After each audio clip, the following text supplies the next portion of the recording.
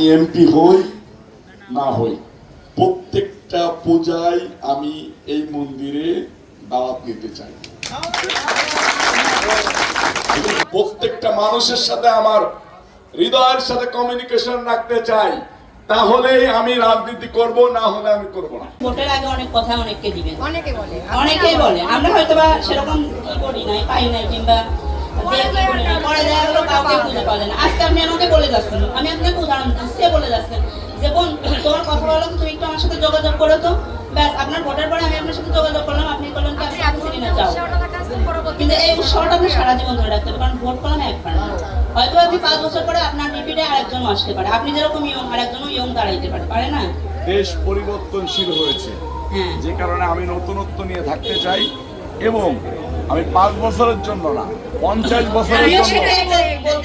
বছরের জন্য মানুষের মাথায় থাকতে চাই। সেই জন্য আমি আপনাদের কাছ থেকে পরামর্শ নিয়ে রাস্তা চলতে চাই, একটাই কারণ, এই যে এতগুলা মানুষ, আপনি এই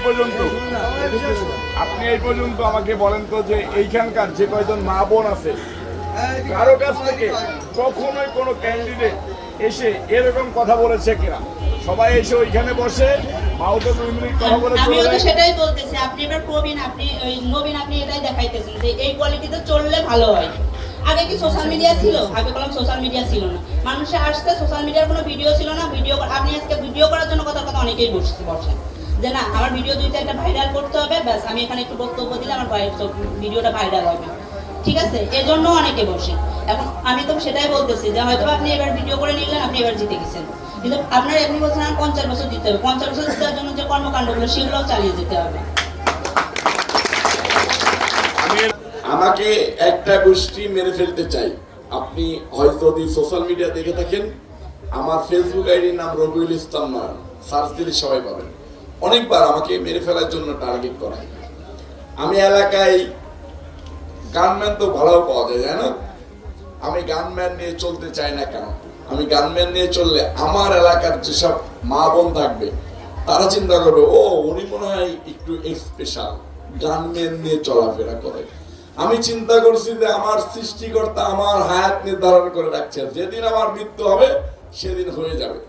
আমি আপনাদের কাছে নিয়ে থাকতে চাই। আমি ঢাকা মহানগর দক্ষিণ যুব দলের সদস্য সচিব হয়েছি, বিএনপির ভারপ্রাপ্ত চেয়ারম্যান জনাব তারেক রহমান সাহেবের দয়ায় আন্দোলন সংগ্রাম করেছি, উনি দিয়েছেন। আমি ওই ঢাকার পদ পদবি ছেড়ে এসে আমার কাছে মনে হয়েছে যে মাগুরা 2-এ যারা এমপি নির্বাচন করেছে, আপনারা কি এর আগে 17 বছর যে এমপি ছিল তাদের চেহারা দেখেছেন এই মন্দিরে? কোথায় কোথায় কোথায়? এই মন্দিরে ছিল। আচ্ছা, একবার দেখেছেন। আরেকজন যে এমপি প্রার্থী ছিল তাকে দেখেছেন? আপনারা চিনেন না। ওই বয়সের লোকরা যে পরিমাণ দৌড়াইতে পারে, আমি কি তার চেয়ে একটু বেশি পারি? আমি প্রত্যেকটা মানুষের হৃদয়ে জায়গা করতে চাই, প্রত্যেকটা মানুষের সাথে আমার হৃদয়ের সাথে কমিউনিকেশন রাখতে চাই, তাহলেই আমি রাজনীতি করব, না হলে আমি করব না। মানুষ আমাকে চায় না, ইয়াং জেনারেশন সহ আমার মা বোনরা আমাকে চায় না, তাহলে আমি মনোনয়ন চাইবো না। কারণ যে নেতার জনপ্রিয়তা নাই সেই নেতার কি রাজনীতি করা উচিত? উচিত না। জোর করে কোনো কিছু হয় না, জোর করে ভালোবাসা আদায় করা যায় না। যাই, আমি চাই আপনাদের ভালোবাসা। আমি আপনাদের কাছে ভালোবাসা দিয়ে সারাটা জীবন আপনাদের সাথে কাটাইতে চাই। আপনাদের সুখের দিনে না হয় দুঃখের দিনের সাথী হতে চাই। আপনারা আমাকে এই সুযোগ দিবেন?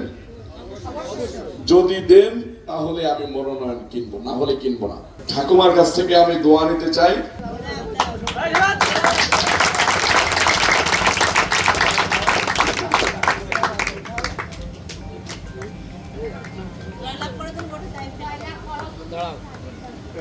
আমি ছেলে হিসেবে কেমন আপনার কাছে ইনস্ট্যান্ট মনে হয়েছে? আমি যদি এখানে ধানের শীষের মনোনয়ন চাই, নিতাই রায়চৌধুরী হিন্দু ধর্মের মনোনয়ন চাই, এদিকে প্রশ্ন 2টা। একটা হচ্ছে আপনি হিন্দু, নিতাই রায়চৌধুরী হিন্দু, আমি মুসলিম, আপনি কাকে সমর্থন করবেন?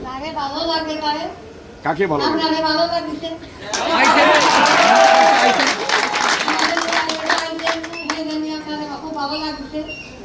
তাহলে আপনার তারেক রহমান সাহেবের বার্তা কি? তারেক রহমান সাহেবের কাছে বার্তা কি?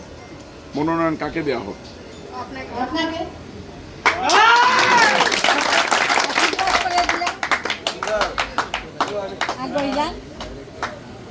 পারবেন।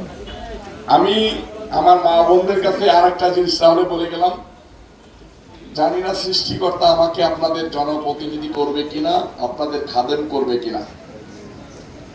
আমি এমপি হই না হই, প্রত্যেকটা পূজায় আমি এই মন্দিরে দাওয়াত নিতে চাই।